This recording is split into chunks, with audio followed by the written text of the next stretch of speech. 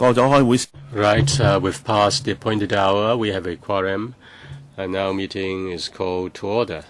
First, confirmation of minutes. Two sets of minutes held on the meeting held on the 25th of November and 16th of December, respectively. And the paper numbers are CB1 424 1415 and CB1 425 1415. The Secretary has not received any proposed amendment, so shall we confirm the minutes? Good, thank you. Let us invite the officials into the room.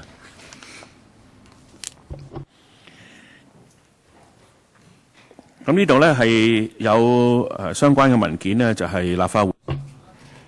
the relevant papers are CB1 428 1415 bracket 01 and CB1 428 1415 bracket 02, and they are the list of follow-up actions arising from the meeting on the 5th of January and the administration's response to those questions. At the previous meeting, we started the clause-by-clause study of the bill, and we stopped at Part 2, Clause 4. Then we raised questions with the administration on the wording and also operational matters such as who will be eligible to be an applicant and can there be more than one applicant in a building. As for paper number 02, that is a paper which is in response to our questions.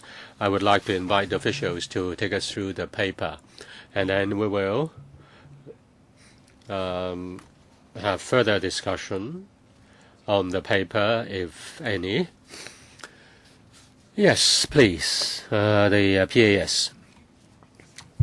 As for the first point concerning the wording of the bill, it is in respect of the definition of estimated maximum cooling capacity.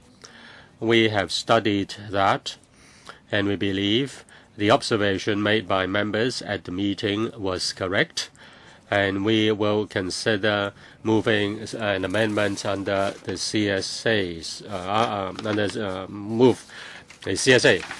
The second question is about dealing with two or more applicants.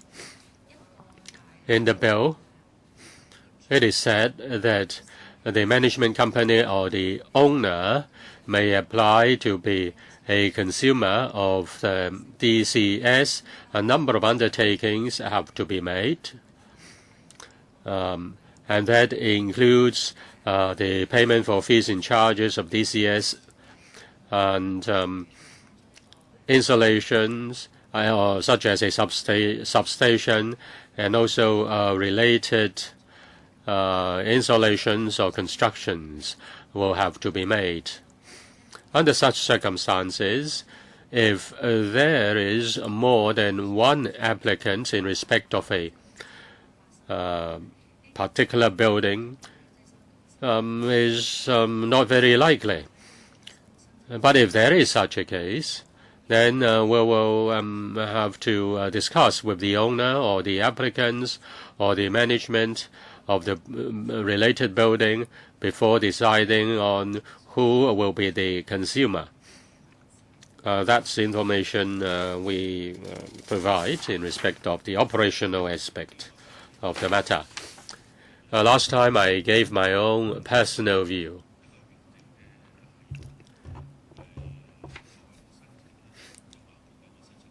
Now let's don't talk about the applicant. Let's just discuss about the system itself. We need to have the integrity of the system. And the system should deal with the fees and charges and other responsibilities. If there is more than one applicant, there may be problems affecting the integrity of the system. That's one point of consideration. Even if the situation occurs in which there is more than one applicant, then the DEMS can decide on just approving one or two or more than two applicants. So he is, so to speak, a gatekeeper.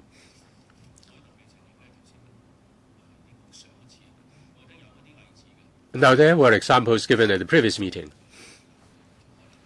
A member said that, say, in a building there is a hotel and also there is a shopping mall. If the hotel has a separate system, then the hotel can be an independent applicant, though the hotel is in the same building. Is it necessary to further clarify the situation in the clause? As for the question raised in respect of Part 1, Clause 2, the PAS is right.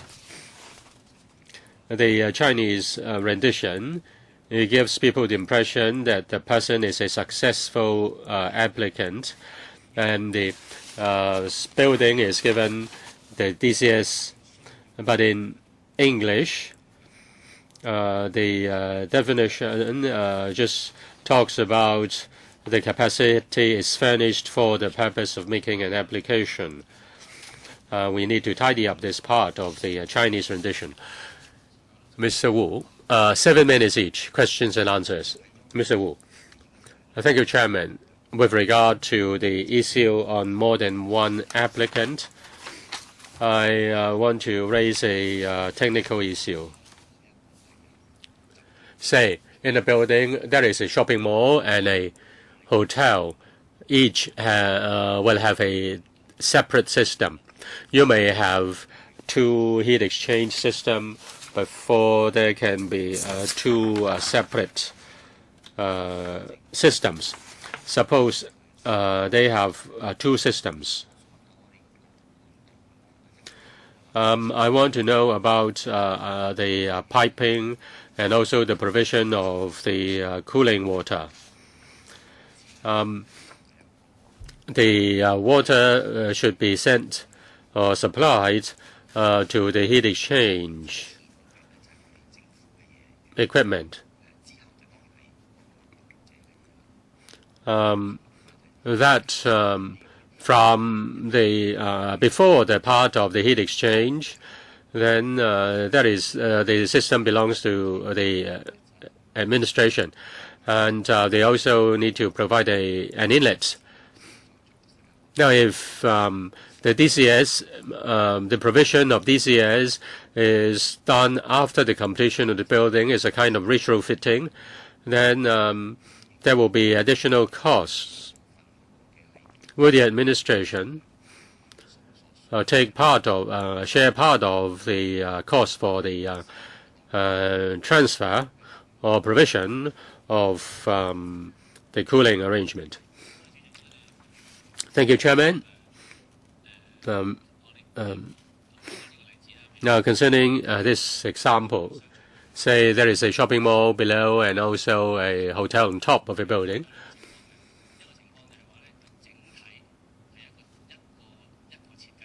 It can be an integrated DCS system or central cooling, central heating system, so that is just one connection.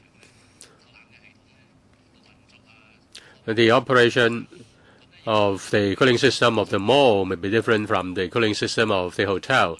In the design, there may be two separate cooling systems. If there are two district cooling systems, then it will supply our DCS service to two different systems. The heat exchange, there is a will be connected to the shopping mall. A mall may have a higher clearance. As for offices, even if the clearance is the same, the space in a mall is bigger, so it may require a bigger capacity. And the operating hours will be different in comparison with an ordinary office. The system design will be different.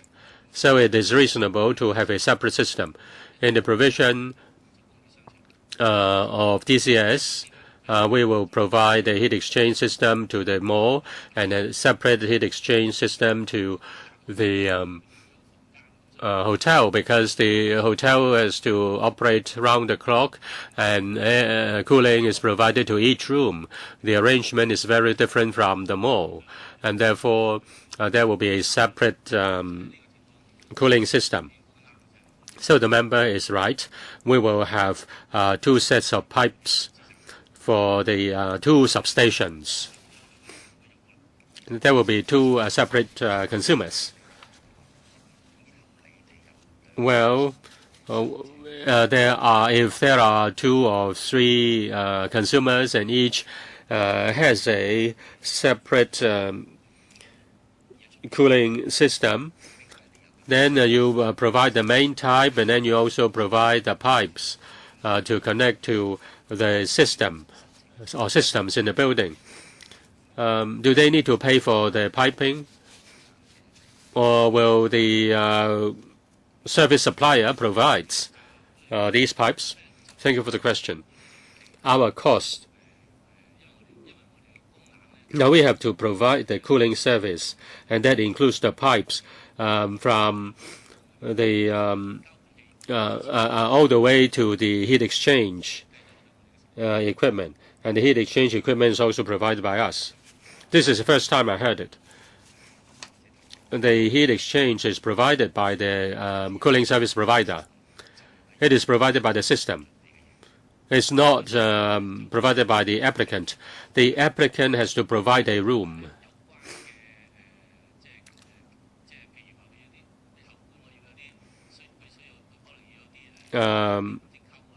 They need to provide the trenches.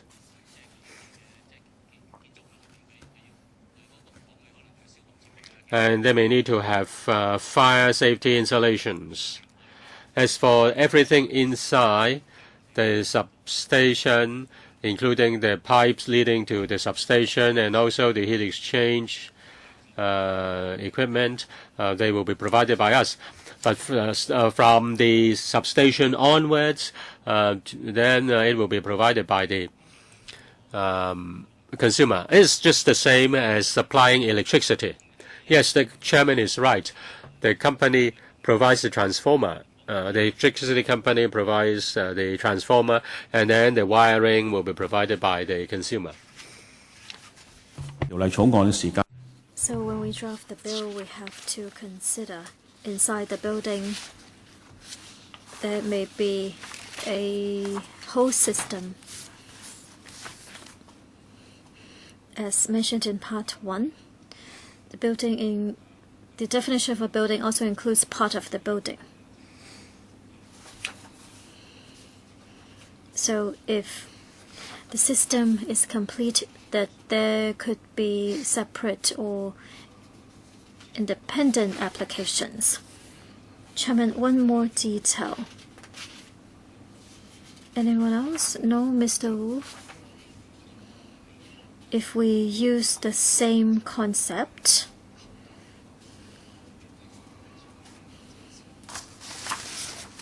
there could be loading problems for the transformer room that is added later. So I'm just imagining this in terms of floor loading. What preparation needs to be made for the transformer? If there are to be 2 separate systems, perhaps it's possible that the floor loading is not sufficient and I cannot apply to be a user. I understand that the transformer room, because of extra voltage, the original design may not be sufficient to support the added loading, and improvement cannot be made. Thank you, Mr. Wu, for the question. Well, for the heat exchange, we provide a pair, so there's also always a backup, because we're talking about water supply, and it may be different from the electricity system. Before people move in, the design of the layout of the building will decide more or less the capacity for cooling for the entire building to support the AC system, and then that will also decide the size of the substation. For the heat exchanger, it is relatively easier to enhance the capacity level. If you can actually look at the real thing, the heat exchanger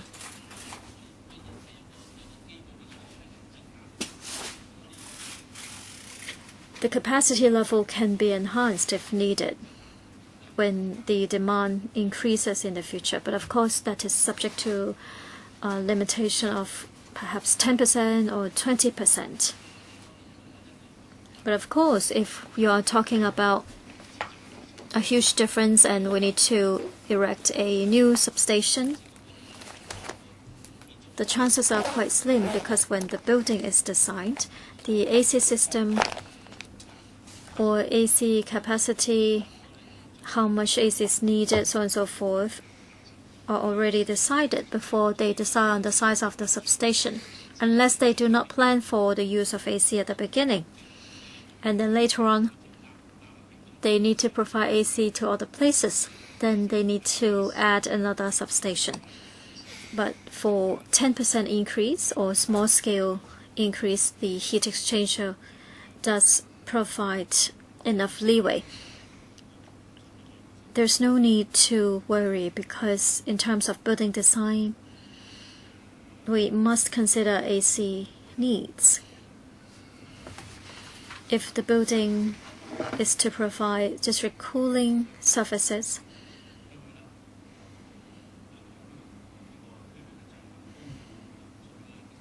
the provision of cooling water to the buildings with a centralized AC system, they need to install a device. So it is beneficial to the place, because the cooling system may take up more room. So the district cooling system provides this advantage to the users. If you want to spare some room for the heat exchanger, it is not a problem for the building. I am not worried about at the beginning, or even the need for increase in the future. But when we think about shopping malls or other buildings, the uses may change when time passes. For example, it's originally a cinema and then it just turned into an old people's home. So there may be changes to the AC system or the cooling system. Perhaps I'm being stupid. If the heat exchanger's loading capacity is sufficient in standard building design, then I'm not too worried about the change of the users for some of the floors. If I want to apply as the user and I want to add a heat exchanger, then I feel very assured. But if the heat exchanger may be in conflict with the rest of the building, then I am very worried. Normal floor loading compared to the weight of heat exchanger is different. For a transformer room, we have seen many cases. If you want to add a transformer room, because of the loading issue, it is not possible on upper floors. So I just want to confirm with that. If there are no issues, then I'm satisfied. I think what they are requiring is much simpler than the transformer room. For example, how you place the cables and trenches for the transformer room is more complicated, and we have to consider the loading. But for heat exchanger, a standard building the level of requirement is not as stringent. Can I get a confirmation by the administration? We totally agree with the chairman. It is relatively simpler for heat exchanger. There will be no loading issues. All right. Well, if members don't have further questions on the response made by the administration, then we move on to clause-by-clause study of the bill. Last time we stopped at Clause 4, Part 2. Now, I suggest that we look at the Chinese version, and after Part 1, let us look at, we finished Part 1, let us look at the English version of the Part 1. And if you want to raise any question concerning the English, please raise it now instead of after we have completed the study of the Chinese version, we go back to the English version again. Concerning Part 1, as far as the Chinese version is concerned, there is only a comment on estimated maximum cooling capacity, and they will move a CSA. Apart from this, there isn't any further question. Concerning the English version, do members have any questions? Legal advisor, is there any question in respect of the English text? If not, then let us move on. 第4部分，上次呢就去到4。Last time we stopped at 4.2, right? Clause 4, subclause 2. Yes, Mr. Wu Chi-wai. Now concerning interpretation, well, I have not read the content, but the order of arrangement is not the same for the English or Chinese version. For example, you need to follow a certain order in English and another order in Chinese. Is it the case? Just like you need to have an alphabetical order for the English. Thank you for the question. Yes, the observation is correct. The ordering is according to established convention. In Chinese, it's according to the number of strokes. In English, according to alphabetical order. A similar question was raised at similar Bills Committee meetings. If you look at the ordering, you can see that they have different order of arrangement. Say the first item in English doesn't correspond to the first item in Chinese because one follows the alphabetical order, the other follows the number of strokes. You cannot change that. No, that's the established convention. Okay, let's move on.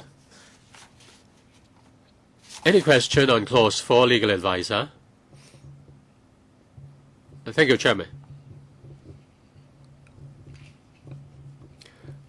I have no further comments on Clause 4. Did we discuss subclauses 3, 4, and 5? If members have no comments, what about the legal advisor? Do you have any comments on subclauses 4 and 5?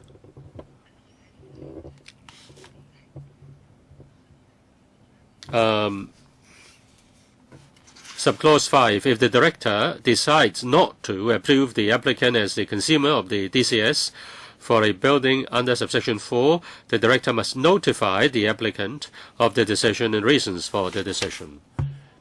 I want to know the method of giving notice. If I may be allowed to jump to Clause 10.3. Now, there is a clear provision that the director must inform the approved consumer for a building by notice in writing of the rates, blah, blah, blah, blah, blah. Obviously, it's about rates. The present one in question is about whether or not to provide the service. They are different things, but it's all about giving notice.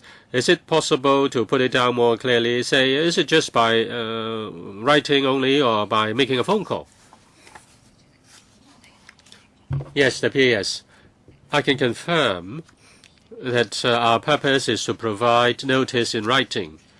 and give the reasons. If the applicant wants to dispute that, then the applicant can do so. I can confirm that we will do it in writing. We will consider whether to move a CSA to clarify this point. Thank you. If I may also follow that up concerning making notice. In the Blue Bill, that appears on many occasions in the Blue Bill and on quite a lot of occasions. Nothing has been said on the ways and means of making such a notification. So can you specify that if you intend to do it in writing? Okay, please consider this. Okay. Okay. Any comments? Clause 4. So we move on. Clause 5. Contract cooling capacity. The officials, please. Thank you, Chairman. Clause 5.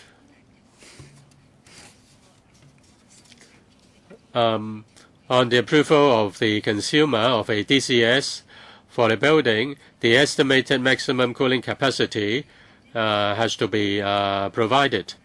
The maximum cooling capacity has to be agreed by the director, and that becomes the contract cooling capacity of the building.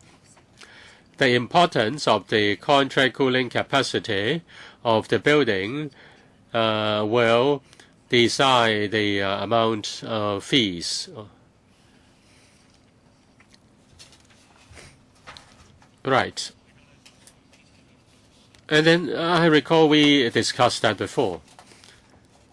If the actual consumption is smaller, the applicant or the consumer can apply to reduce the contract cooling capacity of the building. Of course, that is not in contradiction with the present provision.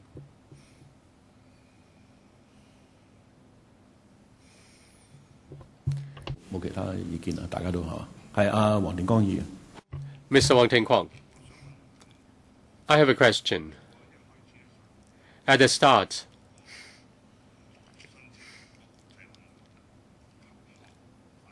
there is an agreed cooling capacity, and later it is found that the amount is not enough, and if one applies for increasing the cooling capacity, is it very complicated? Is it technically feasible or feasible in engineering terms? Would that upgrading lead to any damage to the original facilities or fittings? The PAS, the EMSD, in handling applications and other arrangements, there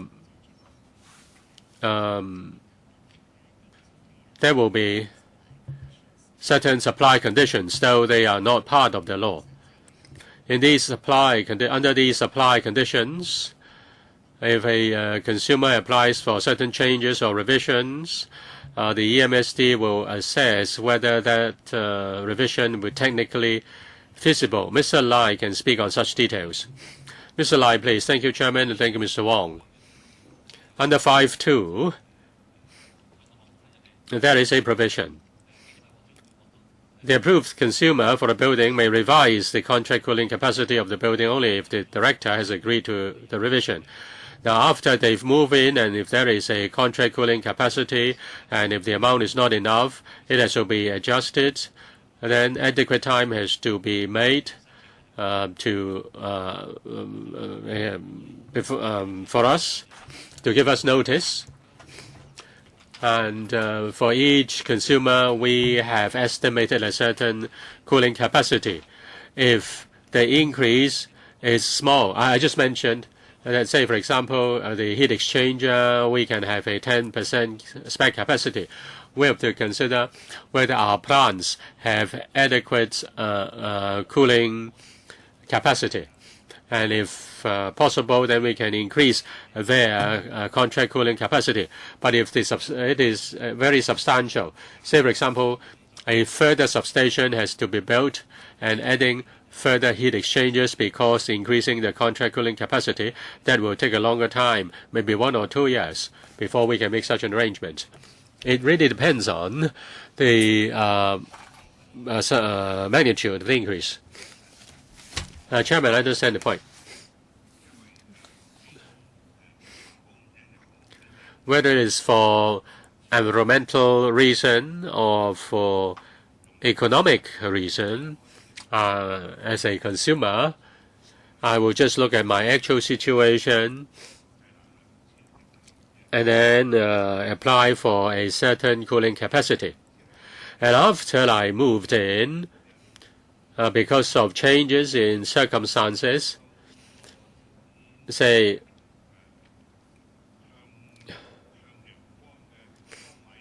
because of the orientation towards the sun, or because of the increase in staff members, my building may need a greater cooling capacity. I have to apply. I just want to know whether the procedure is very complicated. And also, I really want to know whether I need to have a further substation. Now, the increase may be just a fine-tuning, 10 or 20%, or 20 or 30%. Is it really feasible, say, to increase the capacity by, say, 10 or 20 or 30%? If the answer is negative, it's not easy to do so, then I will have a second question. Say if I myself add a window-type air conditioner, then am I be allowed?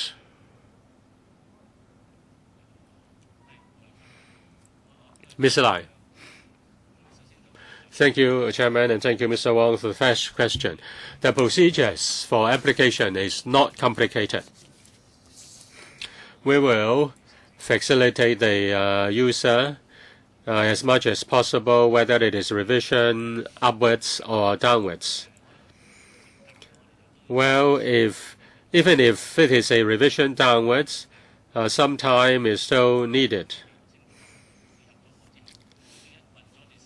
Now, after they move in, they may have to they have to operate for a certain period of time before they know whether the capacity is appropriate or not, and they will have to go through the peak and also the trough before they decide what the capacity would be. That may be after a year. If the revision is just 10 or 20%, then we can deal with it very swiftly. If it is 20 to 30% and the system cannot cope, we may need to add a substation or a heat exchanger, then a longer time will be necessary. The procedure is not complicated. We are ready to meet any demand. As I've mentioned last time, we will set up customer liaison group with regular meetings to understand the latest situation. Our system operates around the clock, and there is around the clock monitoring. If anything goes wrong, we will find out right away.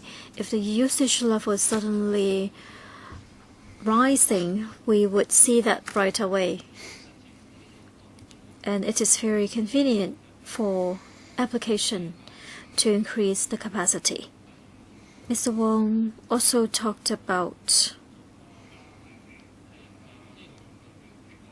adding the number of ACs. If people have to wait for the construction of a substation before they can apply for centralized cooling, then I will have to add another AC or other AC systems. Is that possible? Previously, some groups have asked a similar question about the backup AC. Based on operational needs, there could be backup ACs. For example, it's like power supply. You can install some backup power supply, so people can add ACs. That is allowed in the law. We will not say that adding ACs is not permitted. Mr. Lai, according to my understanding,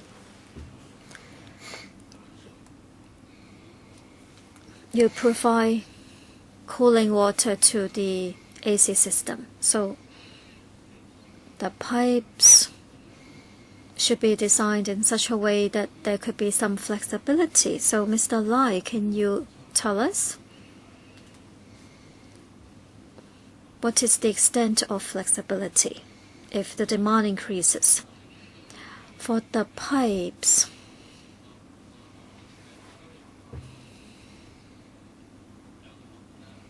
normally there are 2 pipes and then 1 backup pipe, but for the backup one, it is about 50%, not 100%.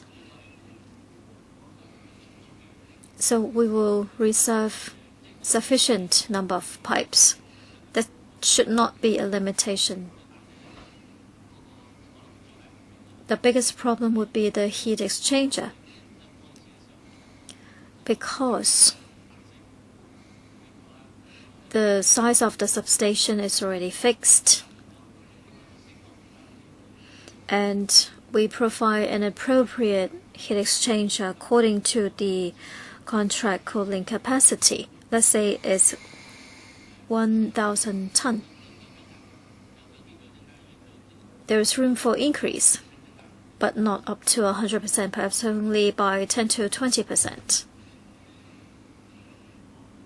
Alright, let's move on. No more views on Clause 5. Anything for the English version? Any questions from members? Clause 6. Secretary. Thank you, Chairman. Clause 6 is about provision of district cooling services. It states that after the consumer of district cooling services for a building has been approved under Section 4, the Director may provide district cooling services to the building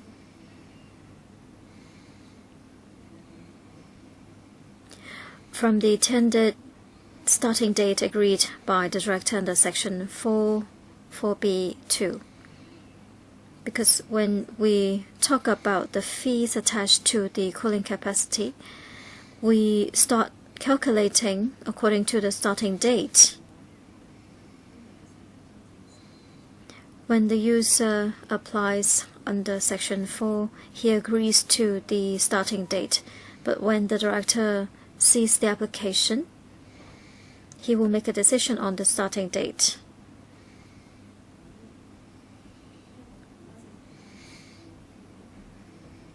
You see 6(1)(b), we say that a later date as proposed by the approved consumer and agreed by the Director. It is also very important because we don't want to overcharge for the cooling services.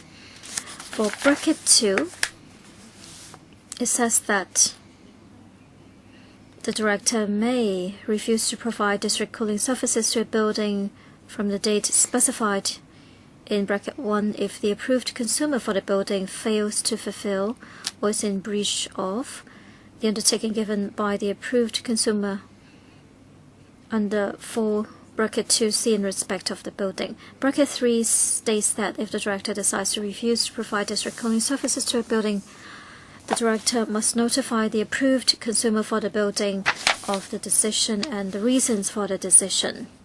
Just like what the legal advisor has said, this notice is in written form, not oral notification. we will go back and see if we need to spell out clearly that this should be written notification. And the same for English version about how this notification is to be made. Any views on this? If not, let's move on. Clause 7. The purpose is to spell out clearly under what circumstances the director may suspend or terminate district cooling services to a building. 1A. If there's no approved consumer for the building, therefore no one is going to pay the fee, then the director can choose not to provide the services. Secondly, the approved consumer for the building fails to fulfill or is in breach of the undertaking given by the approved consumer under Section 4 in respect of the building. When we looked at Section 4, we already looked at the fees to be paid, or also substation facilities. If the consumer has not done such things, then the director may suspend or terminate the services. Thirdly, C. The approved consumer for the building fails to comply with a direction contained in an improvement notice. Because if there are problems with the facilities, an improvement notice can be sent by the director. If the approved consumer fails to comply with the content of the notice, the director may suspend or terminate the services. D. It is also about termination of services. If, in the director's opinion, work is required to be carried out for the installation, inspection, testing, operation, maintenance, so on and so forth, he may suspend the services. E. It is about suspending the district cooling services. If work is required to be carried out in the event of an operational emergency arising from a fault in the system. F. Extremely urgent situation. If it is necessary to do so to protect life or property, the director may suspend or terminate the services. G. If the director believes that the behavior of or an installation of a building by the approved consumer for the building is jeopardizing or will jeopardize the operation or reliability of the district cooling system, he may choose to suspend or terminate the services. 7(2) spells out that if the director decides to suspend or terminate district cooling services to a building under the subsections mentioned above, he must notify the approved consumer for the building of the decision and the reasons for the decision. But it doesn't apply to 1(a) because there is no approved consumer or user. And that is why 1(a) is not included here. Again, the notification refers to a written notification.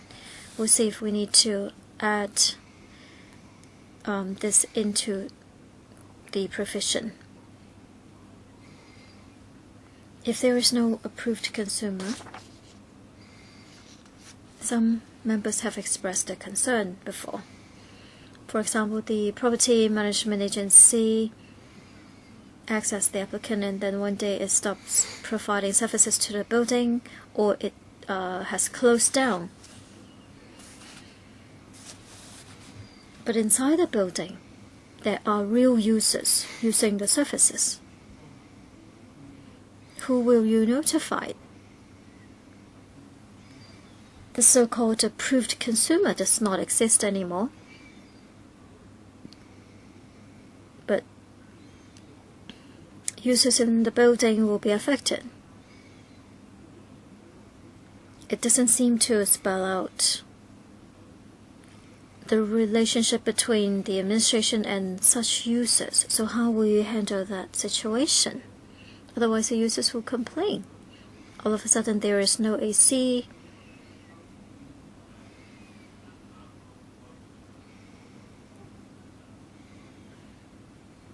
But of course, the same may happen to other utilities, but what will happen under the district cooling system? How are you going to notify people? Thank you, Chairman. Perhaps I can explain. Of course, we're talking about the approved consumer.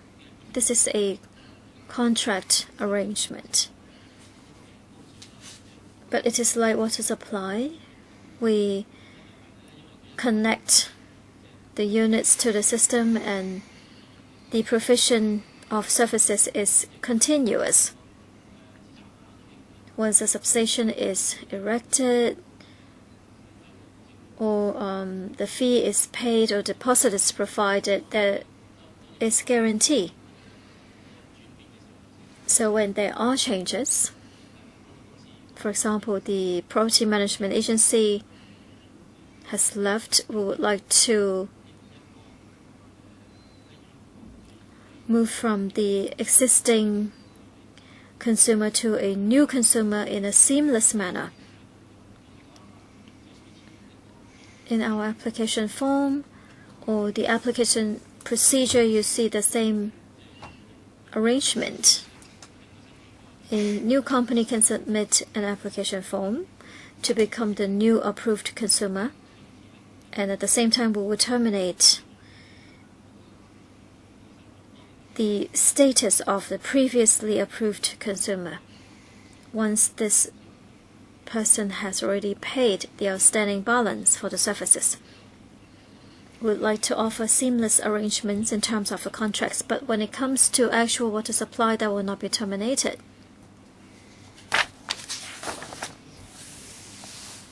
Clause 7 is about suspension or termination of district cooling services.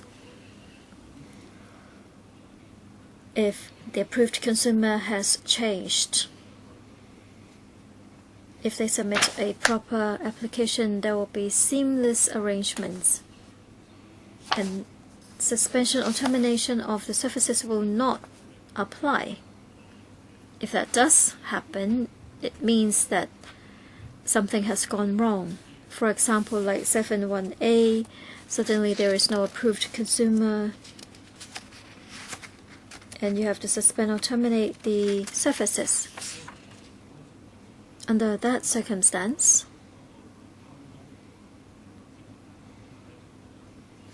it is normally the approved consumer who is communicating with you, but when this consumer no longer exists,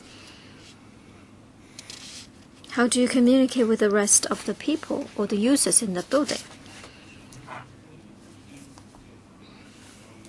And for users at the second tier, you no longer have a contractual relationship with them. So how are you going to communicate with them? Under Clause 7, in particular 7.1a, how can you communicate with the individual users within the building? Chairman, I would like to look further. Under Clause 7.1, it says that if there is no approved consumer for the building, and then 7.2, suspend or terminate district cooling system. So it is presumed that there is a consumer. Under what circumstances there is no consumer? Is there a vacuum? You may refer to Clause 9. Say if there is a consumer who wants to terminate or cease the approval, then an application is made to the director. By then, we know that there may be a transfer happening to the building. Would there be a stage in which there is no consumer, no approved consumer, and we really don't know? There will be no approved consumer, and we don't know who is the next new consumer. It is very if there is no application, then the EMSD will still communicate with the incumbent approved consumer. If someone comes to apply to terminate the contract, then the EMSD, in handling that application, will ask the question which is reasonable, and that is, who will be the next approved consumer? Who will be the next consumer? I think the situation I mentioned may be very special, but say if the management company ceases operation or has ceased operation, then the end users will complain if you terminate the service. My question is on communication. What is the channel of communication? Because there is no more approved consumer. That's the situation I mentioned. If there is still someone making the application, then there exists a channel of communication. But my question is, under 1A, there is no consumer, no approved consumer. There is no formal communication. But the tenants are affected. The tenants of the building are affected, though they are not the approved consumer. How can you maintain a channel of communication to deal with the provision of district cooling service? Of course, we put the interests of the users first. We will not stop providing the service simply because the management company has folded up. There is a deposit lodged with us, and the amount of deposit is based on similar provision of utility service. We may require a 2-month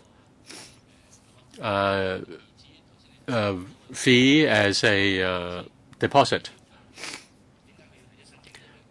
If a management company folds up, then we will have to work with the management company on the deposit and also the outstanding balance.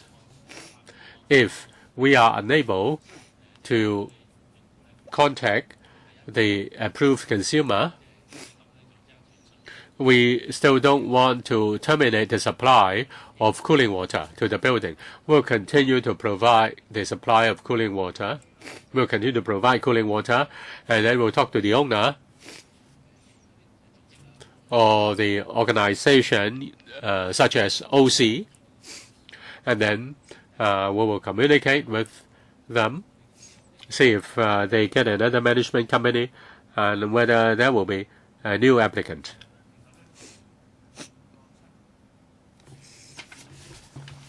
Seven two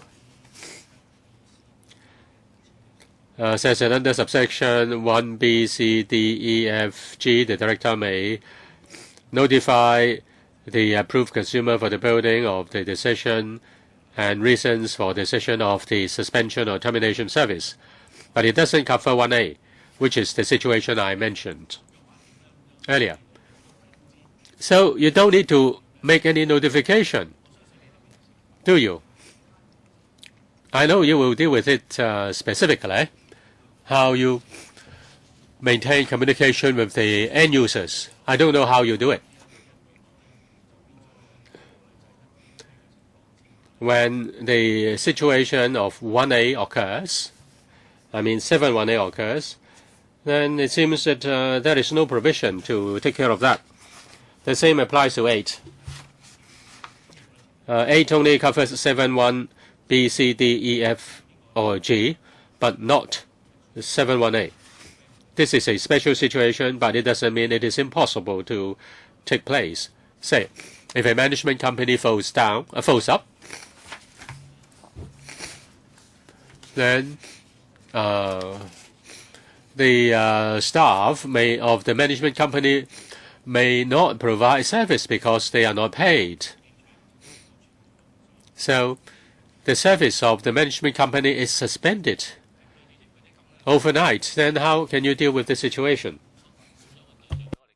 Since there is no counterparty for to communicate with us, but we can have other administrative arrangements. Say we put up notices at the building and ask the owners or parties concerned to liaise with us.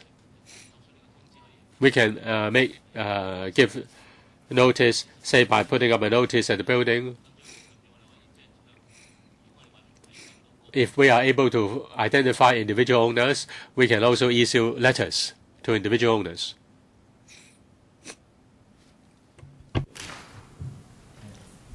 對唔住，係施生係嘛？ Is it Mr. C? Apologies, Mr. C. If I may supplement further on the provision.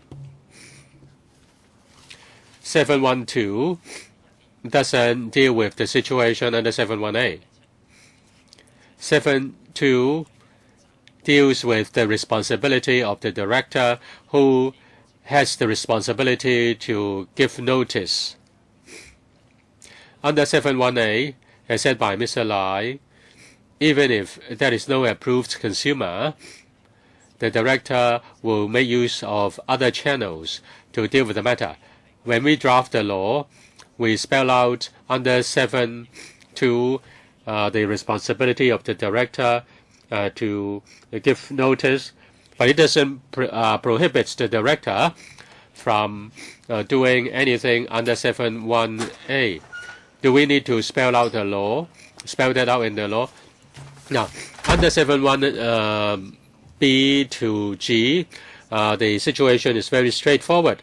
But under 7.1a, the situation will be rather complicated, and therefore we do not spell it out in the law. But it doesn't prevent the director from following the matter up by other means. Under 1a, the Chinese is 該建築物沒有獲准用戶 and the English is there is no approved consumer for the building. Originally, there is DCS, but under 7.1a, the service is suspended or terminated. Now, if there is an application, there is a new approved consumer, then there is continuity. But under 1a, the situation occurs suddenly, and there is no approved consumer.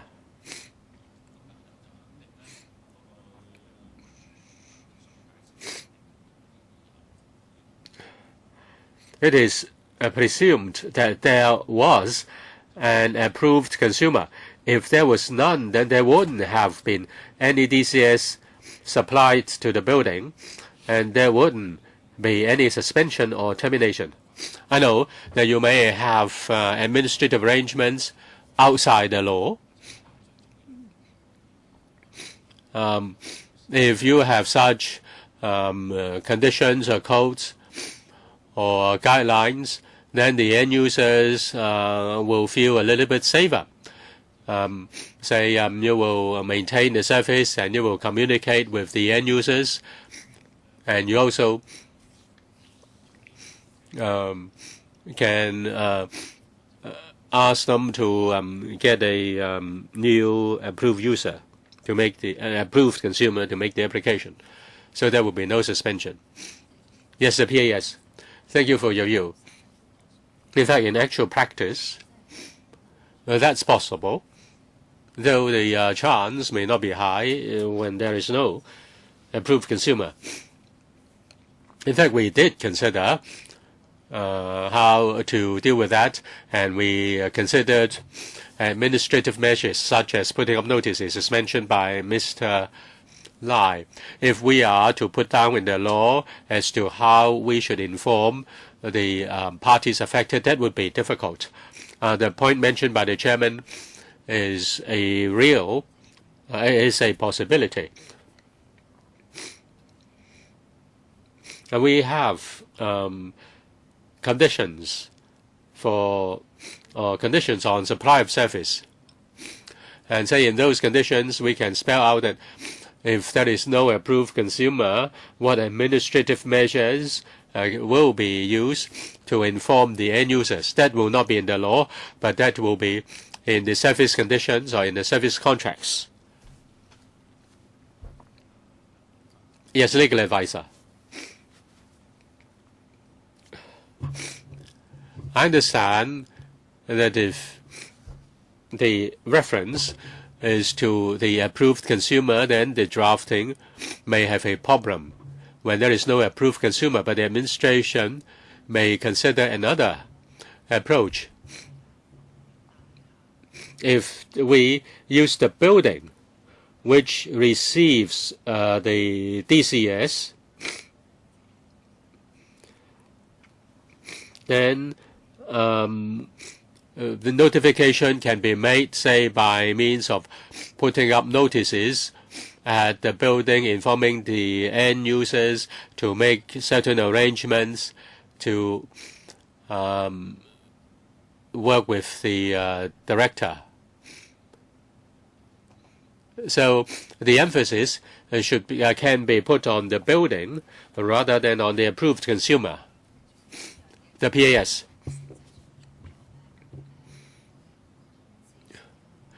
Well, in practice, we do inform, or we will inform the actual end user or actual end users. But should that be put into the law, we will consider this. Should we put it in the law, or should we put it in the service conditions? If it is not suitable to be put in the law, then we will put it in the service conditions and we'll inform you of our consideration. Now, this is a very special situation. In 1A, you mentioned the special situation. And then the handling doesn't mention 1A, but just B, C, D, E, F, G.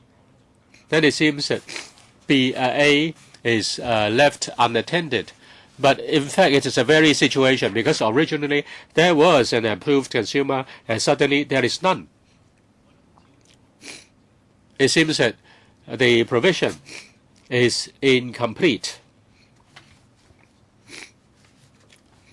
You may make a reference, say there will be guidelines, there will be instructions, so that end users can be assured. But it seems that in the principal ordinance there is no reference to this situation. My apologies, Mr. Chairman, because other meetings clash with this meeting. Now, if the target is the approved consumer, then suddenly when there is no approved consumer, then you really don't have any measure to maintain the DCS supplied to the shops or offices. I agree with the legal advisor. Apart from focusing our attention on the approved consumer, we should also consider the end users. My understanding is that the management of a mall or the management of an office building doesn't suddenly disappear.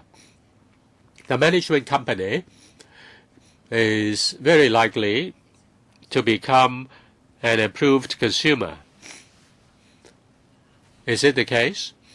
Our concern is more on the part of the residential buildings, but the administration says that it's very unlikely that residential buildings will make use of the DCS. But originally, the Secretary for Environment told us that the DCS can be provided to public housing, even public housing estates or HOS estates. I think what Ms. Ho is talking about for residential places and shopping malls, I think 1A already specifies a very special situation. The approved consumer or the property management agency suddenly disappearing from the picture. Can the permanent secretary reply to this question? Do we need to make any changes in the wordings? Of course, we understand there would be administrative guidelines on dealing with special situation. But here, at the beginning, you talk about this special situation and then no further elaboration. Chairman, any supplementary provisions so that the MSD has the power to collect fees directly from the direct users. You always say that you can only collect money after legislating. If the approved consumer suddenly disappears, what are you going to do? Are you going to provide services for free? Anything from the Permanent Secretary? Well, we were talking about the notification. Other than the approved consumer, anyone else? Well, we can consider many different options, but can we spell it out clearly in the provisions? We will think about it carefully. Is it possible to collect money from other users? We have to spell out very clearly who have to pay the fee. If we are to add others as the users, Mr. Lai, perhaps you need to explain to us if that is feasible.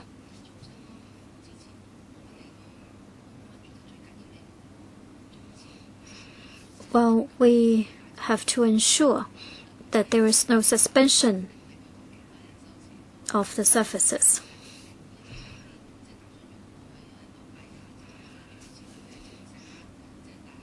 If the approved consumer disappears, I just want to make sure that there will still be services for the rest of the building.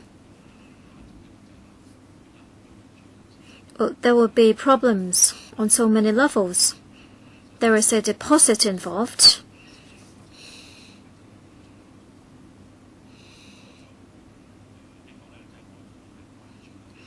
We are very concerned because other users and tenants may be affected at the end, so we just want to make sure this is explained clearly. Under special circumstances, would there be any explanation spelling out the authority given to the director?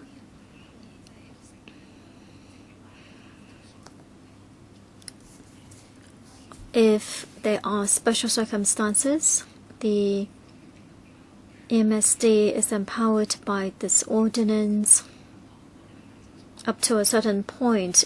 Can the services be provided for free? Well, is that really the optimal option? Without the approved consumer, the services can be provided, but in terms of fee collection, we need to spell out who needs to pay.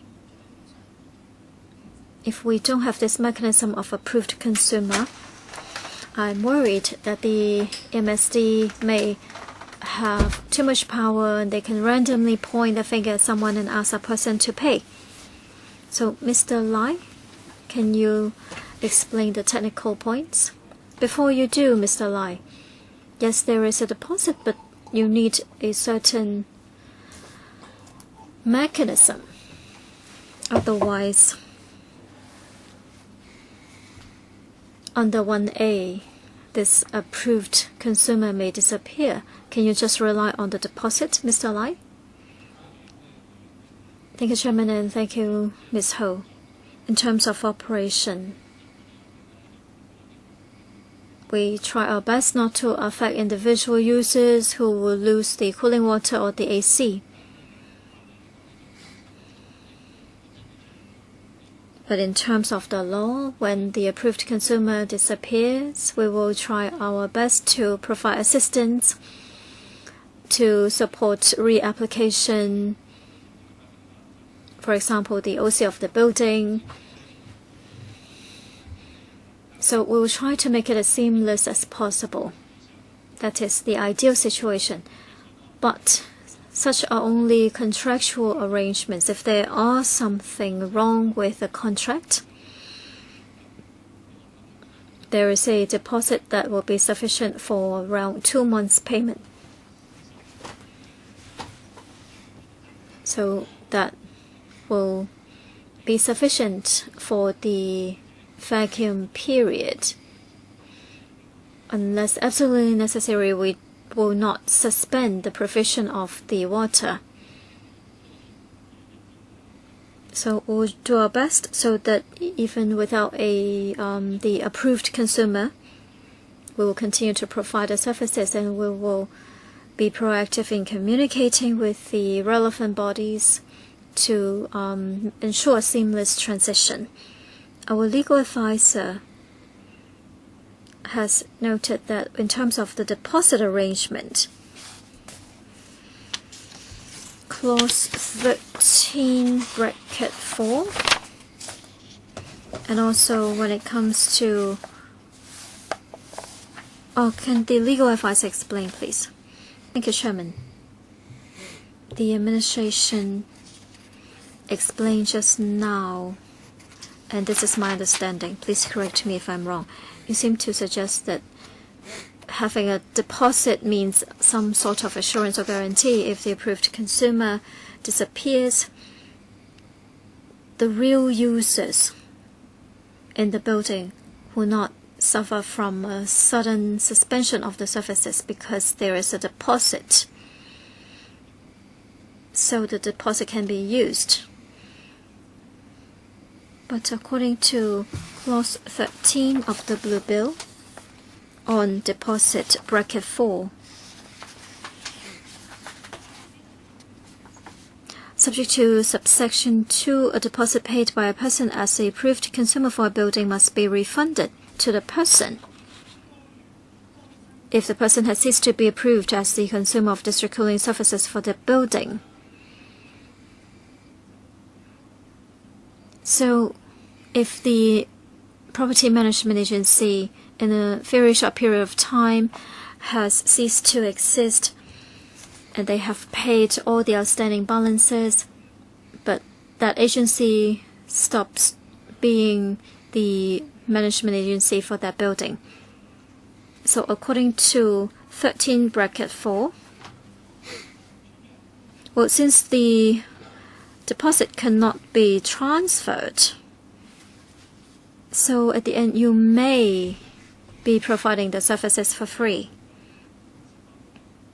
Yes, is there legal foundation for using the deposit?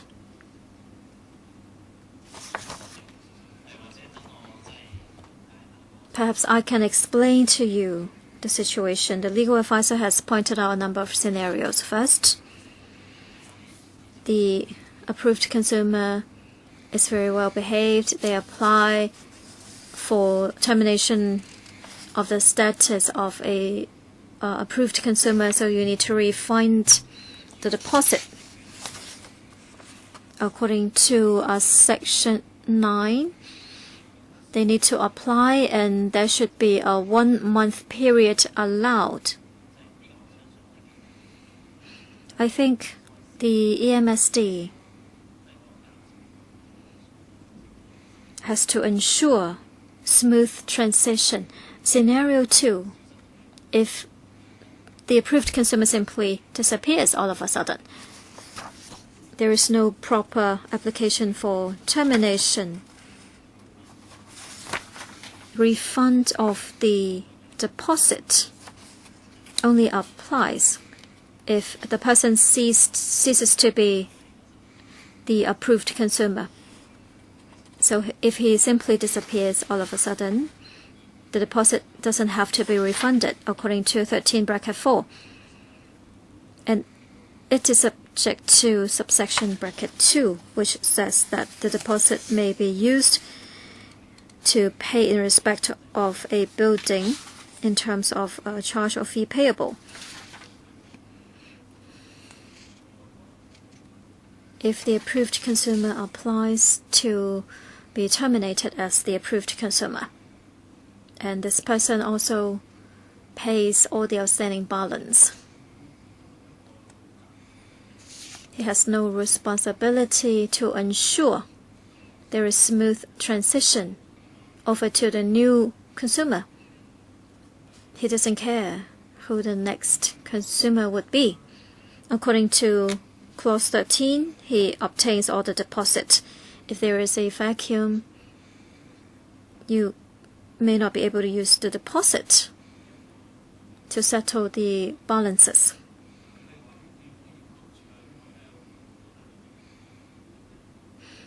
If the person decides to stop being the approved consumer, the director doesn't have the power to say that he must stay on for a certain period of time to ensure smooth transition, so there is no real satisfactory answer concerning the use of deposit.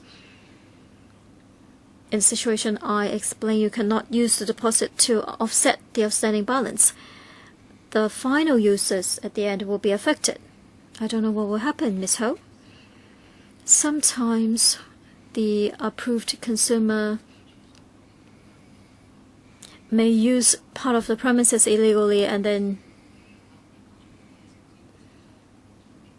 he's arrested, or maybe he belongs to some terrorist group. After you freeze his assets, you cannot use it. I think we're talking about very exceptional scenarios. You have to ensure there is no suspension of services. And according to what we have heard, under all circumstances, you will continue to provide the water and the cooling services. That is the most important. Whatever happens to the approved consumer, you should not allow other users to be affected. You need to reserve some time to handle the case. What authority you may have to collect or not collect money from whom, that is up to you to amend in the bill. Yes, I think you need to explain clearly so that the users will be assured. But I would like to state the situation again. 1A has been mentioned, but there is no satisfactory explanation on how to handle this.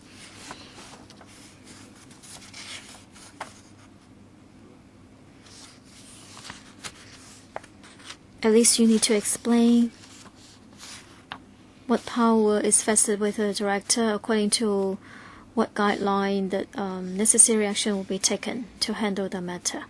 Legal advisor? Well, since we are talking about deposit, can we just continue on? I understand that in bracket 2, it seems to say that in respect of the building, that is the foundation.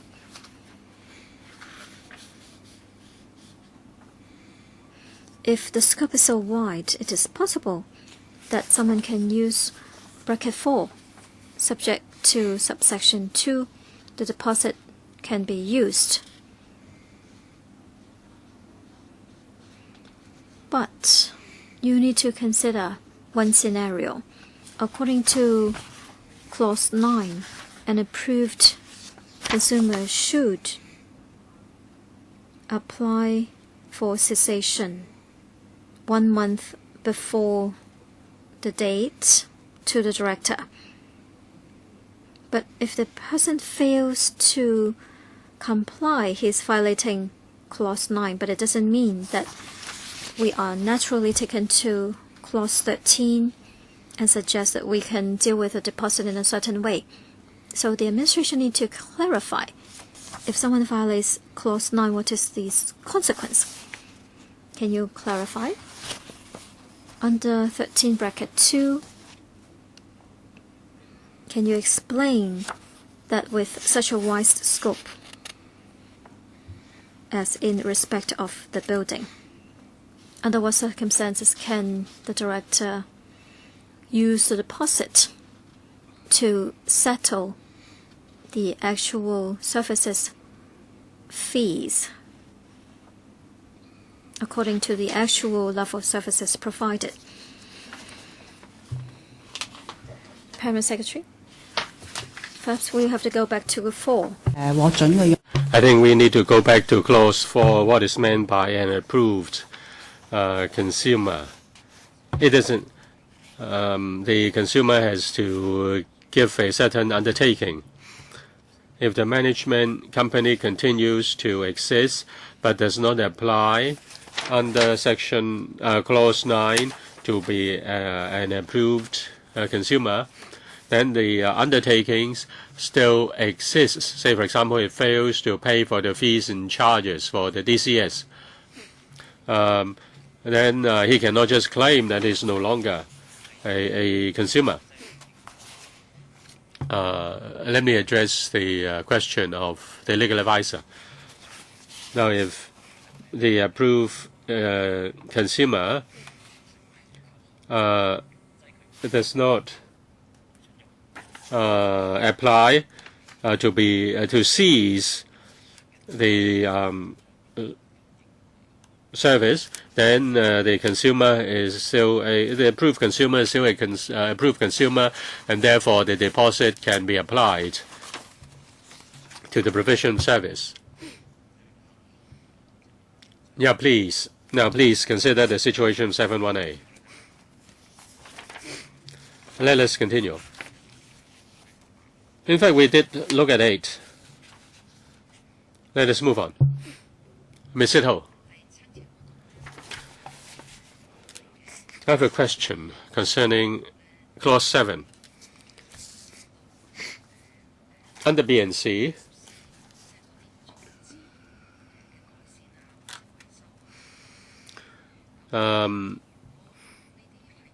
maintenance and improvement to the installations are related. Now, if the DCS is in respect of individual end user, say for example there may be a vent or a cool air outlet.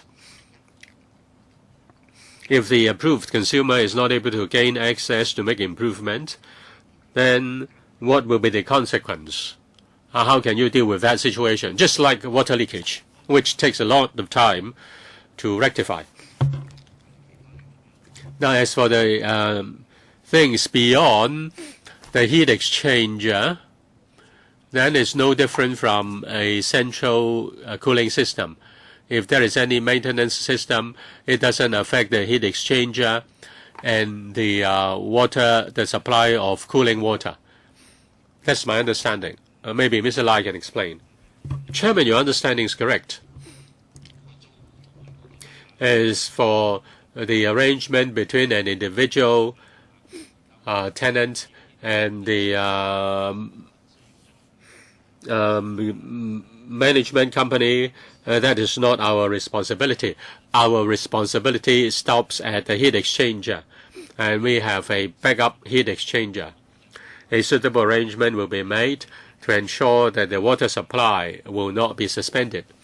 If there is an emergency, then we can still provide some temporary arrangements, say a backup power generator.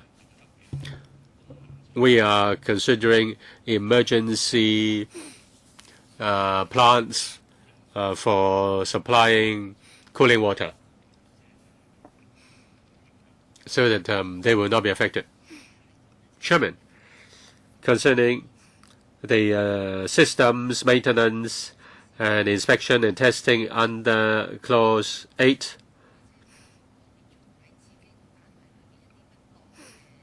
will such things be affected by the appropriate use of individual end users within their own unit? In fact, the question has been answered. No matter how messy the situation after the heat exchanger, it will not affect the whole cooling system or the DCS. Well, then I feel assured. I'm just worried that the inappropriate behavior of individual end users may affect the system. Now, the maintenance, testing, so on and so forth, related to the supply of cooling water system up to the heat exchanger. As for the things beyond the heat exchanger, is something between the management and the individual users. Mr. Wong Ting Hong. concerning the provision of water pipes before the heat exchanger. What is the water pressure of the pipes? I think the water pressure is very low. It's just a little bit higher than atmospheric pressure. A little bit higher than atmospheric pressure.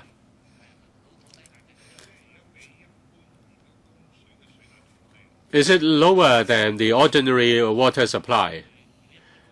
Now, for ordinary water supply, the water pressure can be very high in order to supply the water, to bring the water up to the top of the building. So it would be 3 to 4 times atmospheric pressure.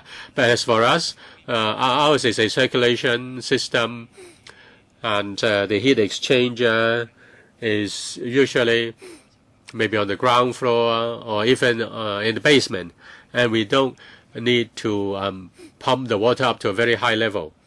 As for the part beyond the heat exchanger, then they have their own pumping system. I think you're afraid that if it is high pressure, then there will be bursting of pipes. This is a flow pressure.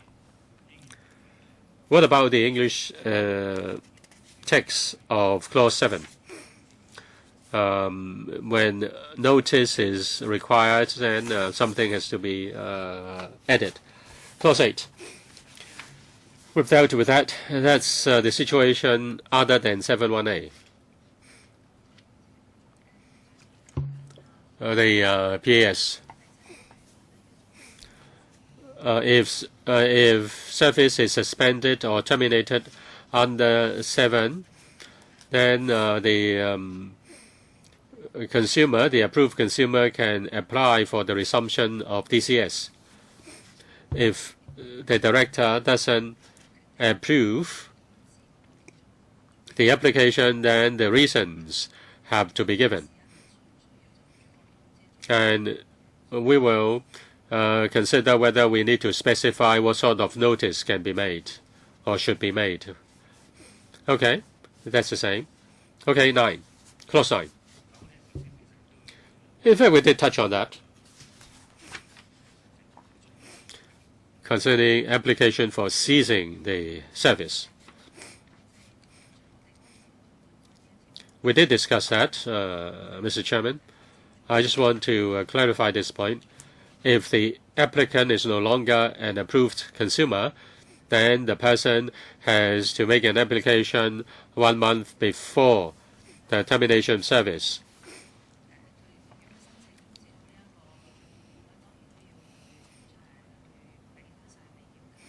The applicant has to pay the outstanding fees and charges.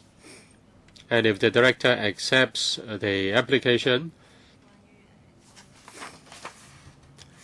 then the undertakings given by the consumer will not continue to be valid. And if the director refuses the application, a notice has to be given. Okay. What about the English text? Any query? Apart from notify or must notify. No other comments? Okay. We move on to part 3. Charges for district cooling systems, district cooling services. The PAS. This part deals with the charges for DCS. Clause 10.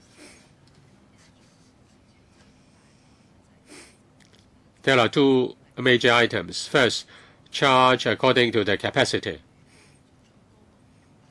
The capacity refers to the maximum capacity, and the fee is calculated according to the maximum capacity. This is a monthly fee.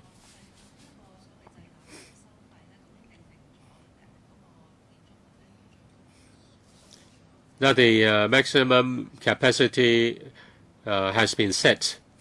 If the actual cooling capacity exceeds the contract cooling capacity, then a capacity overrun charge will have to be paid. Now, if the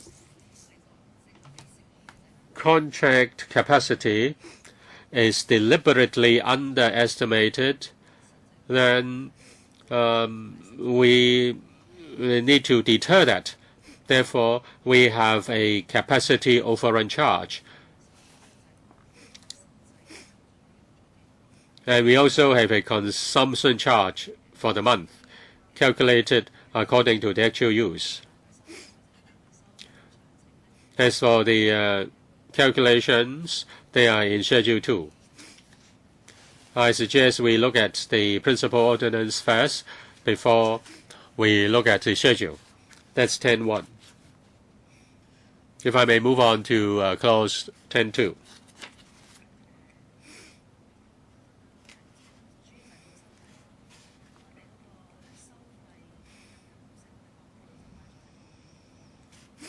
Now the calculation is based on Schedule 2.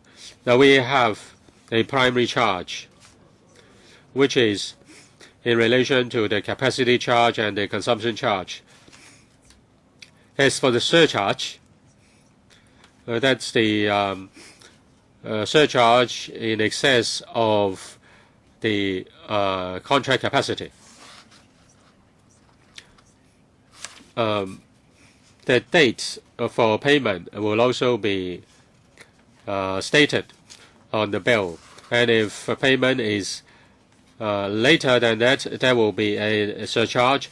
And if if it is even 6 months, after 6 months beyond the due dates, there will be a further surcharge.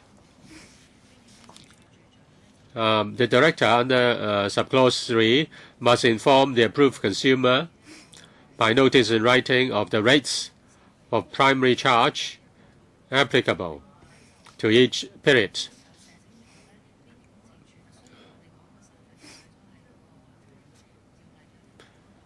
Although the rates are put in the schedule, the law requires the director to publicize the rates so the members public can have access through the internet. The notice or the rates also have to be put on in a daily newspaper in circulation in Hong Kong. These are for the rates. In terms of disclosure on the internet and inquiry concerning the notices that are relevant to the charges or approved consumers. In Schedule 2,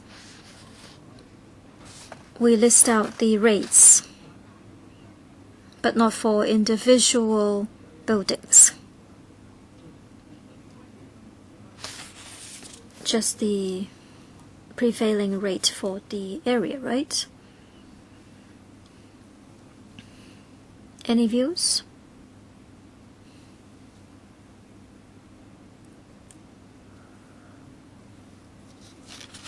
English version. Legal advisor? No views? Okay, please continue. We still have some time. Clause 11. Determination of actual cooling capacity and actual cooling energy consumption. Bracket 1. The actual cooling capacity and actual cooling energy consumption of a building are to be measured by a meter owned by the government and maintained by the director in the building. Bracket 2. If the director is of the opinion that it is impracticable or inappropriate to rely on a measurement under bracket 1 for a period, the actual cooling capacity and actual cooling energy consumption of the building for that period may be determined in the manner the director thinks fit. for unusual situations for the director to make separate arrangements when the meter is no longer reliable.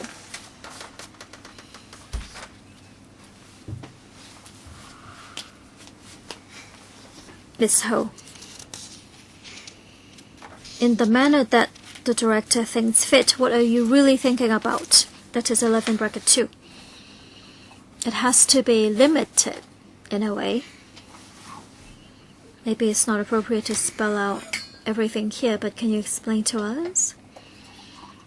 How will it be measured? An average based on previous months? If the meter is not accurate, the most effective way is to refer to historical months. Concerning the consumption level for the building, when it comes to actual operation, Mr. Lai will explain the details.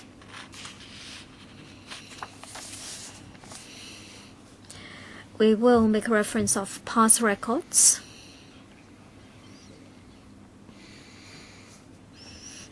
The district cooling system is a circulation system. We provide cooling system to different users, and then we collect the hot water and they will be brought back to the system. So it's a closed loop system. In other words, there's a meter for every user and a general meter for the total amount, and all the meters operate around the clock when we monitor the data. If one meter becomes inaccurate for one user, we can do some estimation.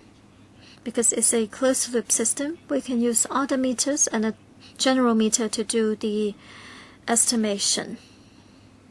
And of course, we can refer to past records and come up with a reasonable estimation concerning the usage level during that period. This shouldn't be very complicated because the cooling energy consumption depends on the flow of the cooling water and the temperature.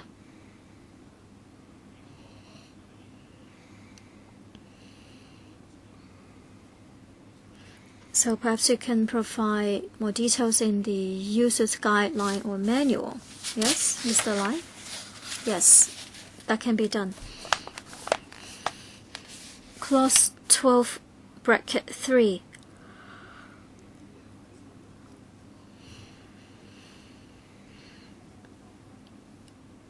If the inaccuracy goes beyond 3%, it should trigger clause 11.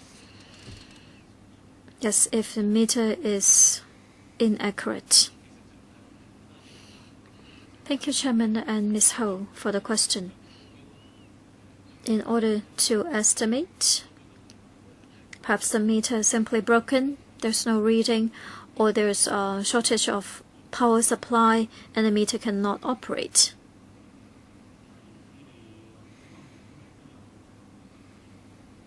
Is there backup power for the system? If there is a power shortage in the district, will it affect your system, or do you have backup power supply?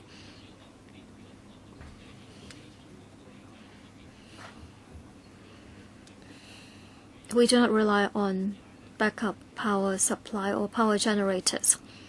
We rely on different sources of power from the suppliers. So the chances of a breakdown of the factory will be very slim. But these meters are installed in the user's substations. If there's a power shortage there, then the meter cannot operate.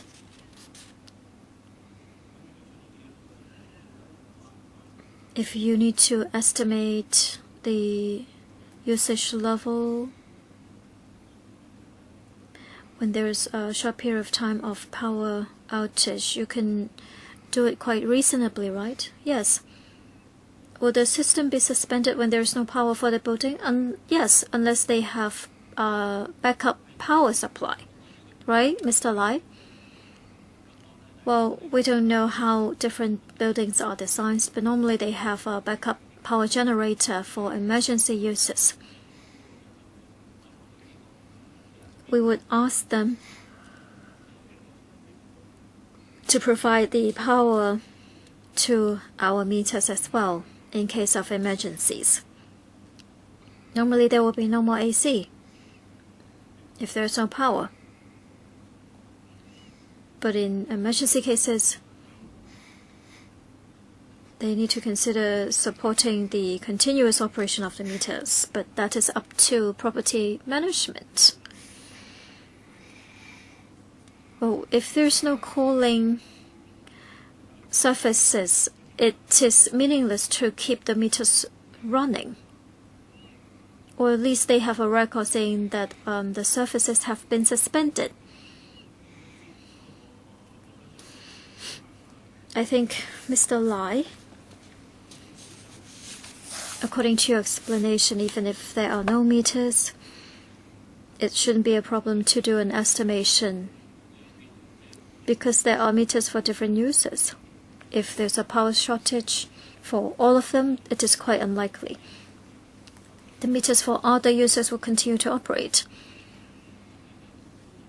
We also have a general meter, and we can use a deduction so that we can estimate the usage level for those affected by power shortage. 12. Testing of meter. When do you need to do testing? And what about the fees? Is it going to be affected by different levels of accuracy of the meter? Clause 12 allows the users to ask for retesting if they have any doubt concerning the accuracy of a meter. If the accuracy level or inaccuracy level exceeds 3%, it will be deemed as incorrect amount. Testing, of course, involves a cost. If the meter is regarded as correct or accurate after the testing, the user may have to show the cost for the testing. This is based on a cost recovery mechanism. If the meter is inaccurate, we will not ask the user to show the testing cost. Chairman, these mechanisms under Clause 12, are they the same as for water supply ordinance? You are correct. We have made reference of the water supply ordinance. What about English version of Clause 12? I don't see anything special. Did you correspond? 13 deposit, we have already talked about this. Permanent Secretary?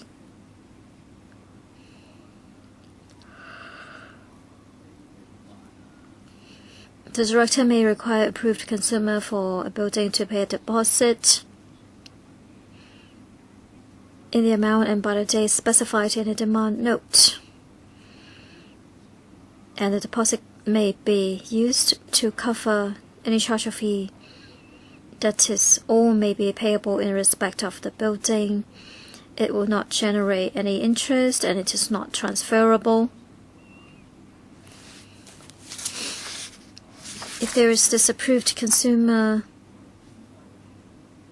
who wants to apply for cessation but does not apply under Clause 9, and there are outstanding balances, the deposit can be used to settle the fees and charges.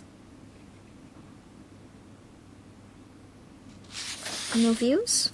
English version seems nothing special.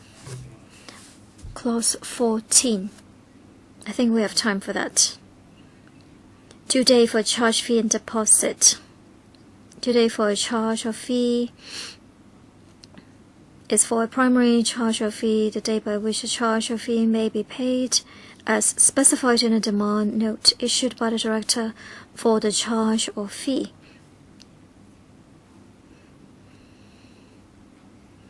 For a surcharge payable in respect of a primary charge or fee, the due date of the primary charge or fee. And for a further surcharge payable in respect of a primary charge, fee, or surcharge, the day on which a period of 6 months beginning on the day after the due date of the primary charge, fee, or surcharge expires.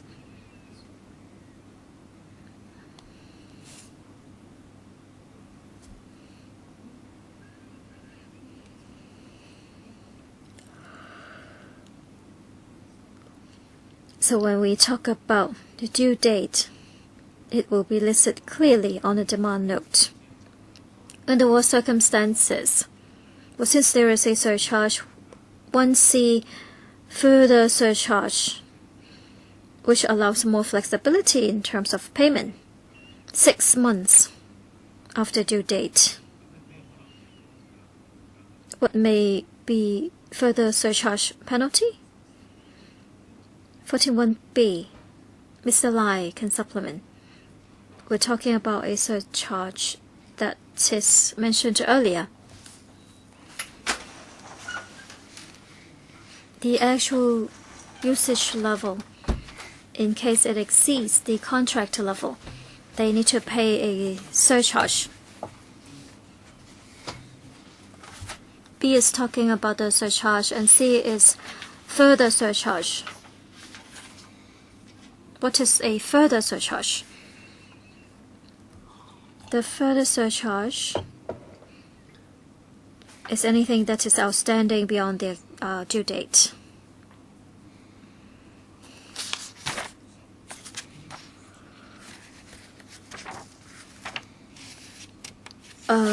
Outside of 12b, 6 months beginning on the day after the due date of the primary charge, fee, or surcharge, then you need to pay a further surcharge.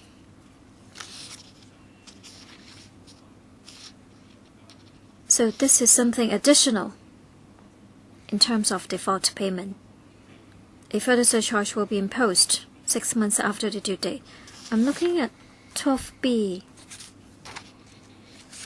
in the schedule, but we can refer to the schedule later on.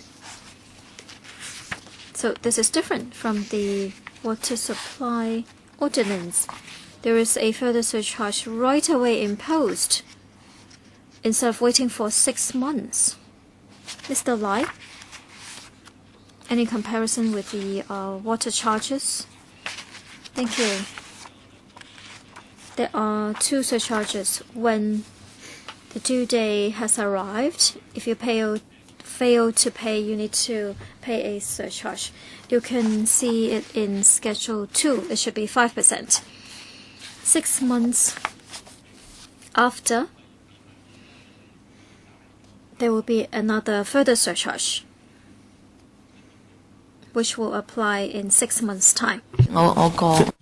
Chairman, yes, that's the penalty on late payment. I just hope that the surcharge is in line with that of water charges so that people can have a better understanding of the matter. Yes, I think if you don't pay after the due date, that is a surcharge for water charges. I've asked my colleagues. Yes, we make reference to the water charges. We can study the schedule in detail. When will you cut the supply? How long is the pay outstanding? No, we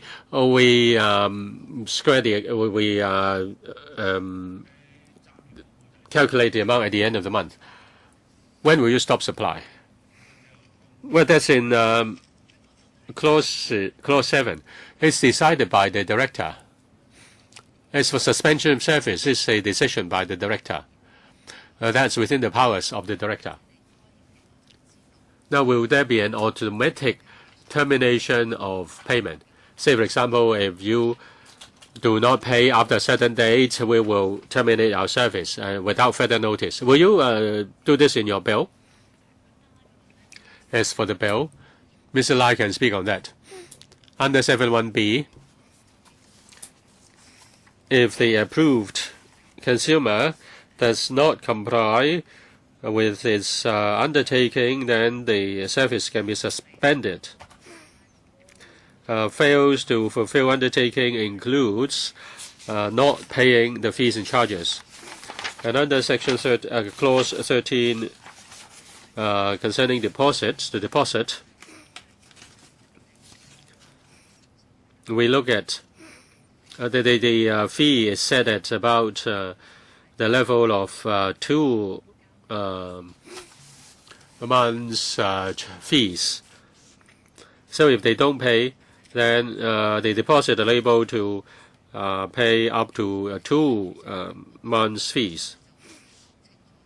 I think we need to spell it out clearly.